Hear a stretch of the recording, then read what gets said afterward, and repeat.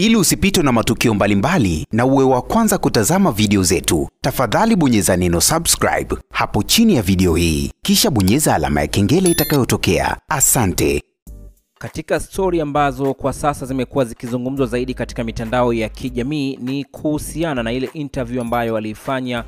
muigizaji pamoja na muigizaji wa vichekesho hapa nchini Tanzania anayefahamika kwa jina la Kingwendu, ambapo tunafahamu siku 4 zilizopita alifanya mahojiano na kituo cha Wasafi TV, ambapo alihojiana nawe mambo mengi kuhusiana na kazi zake, lakini pia maisha pamoja na mambo mengine ambayo amekuwa akiyafanya nje na tasnia ya uigizaji. Sasa kitu ambacho kiliwaumiza watu wengi au kitu ambacho alikizungumza Kingwendu kwa msisimko mkubwa ni kuhusiana na maisha yake kuendelea kuwa magumu kutokana na kazi ambazo amekuwa akizifanya, licha ya kwamba wengi wamekuwa wakiamini kwamba huenda akawa na utajiri mkubwa ambao ameweza kuupata kupitia kazi yake ya sanaa ya uigizaji. Sasa kupitia kipindi cha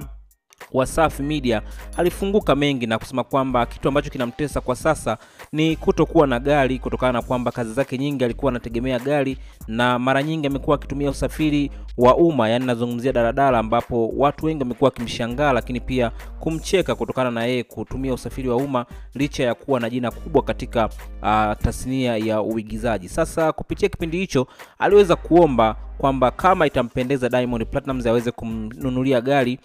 kwa ajili ya kumsaidia katika shughuli zake, kwani anaamini akipata gari ataweza kufanya shughuli zake kwa urahisi, ambapo alidai kwamba kipindi wakati anamiliki gari alikuwa na uwezo wa kutengeneza paka 600,000 kwa siku. Sasa Diamond Platnumz ameweza kulisikia hilo au ameweza kusikia kilio cha Kingwendu na kuamua kumsurprise kwa kuweza kumnunulia gari ya kifahari ambayo ni Prado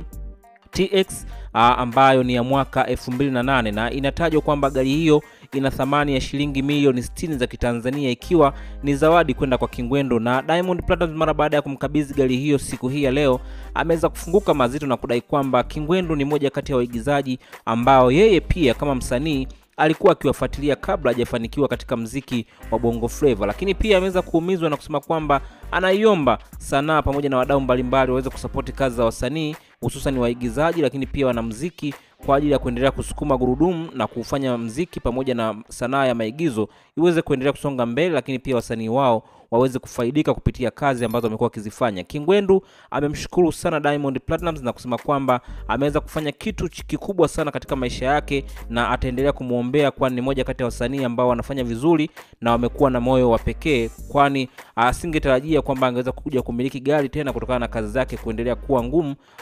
kwa sasa. Wewe kama shabiki una lipi la kuzungumza mara baada ya Diamond Platnumz kuweza kumpa gari la thamani